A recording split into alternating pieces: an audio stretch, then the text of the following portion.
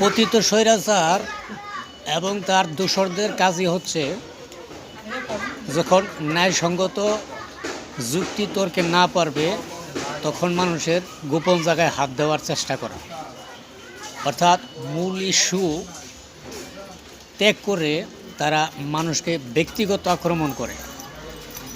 এই পতিত স্বৈরাচারের দোসরদের মূল চরিত্র এটাই। আর এরকম আচার আচরণ করেই গত 17 বছর দেশটাকে ধ্বংস করে দিয়ে এখন পালিয়ে গেছে।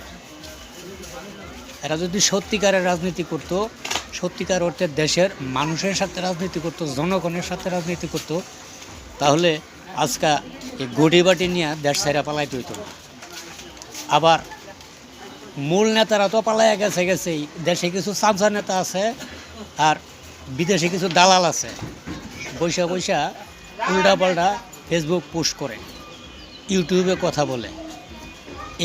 এই সমস্ত বিদেশিদের কারণেই আজকে যারা বাংলাদেশে আছে, চুপচাপ আছে, তাদের ইউটিউব এবং ফেসবুকিংয়ের কারণে এই দেশের কিছু ভালো মানুষও পতিত স্বৈরাচারের কিছু সমর্থক এক ধরনের নির্যাতনের শিকার হচ্ছে।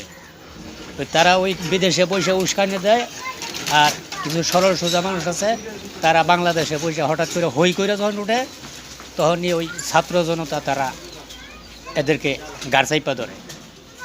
অতএব যারা দেশে আছেন আপনারা জানেন যে আপনাদের নেত্রী অন্যায় করছে, তারপরও কেন অন্যায়কে স্বীকার করতে সমস্যা কোথায়? আপনাদের অপরাধ করছে এটা স্বীকার করুন, স্বীকার করে জাতির কাছে মাপ চান, ক্ষমা চান, ক্ষমা চায়া মানুষের কাতারে চলে আসুন।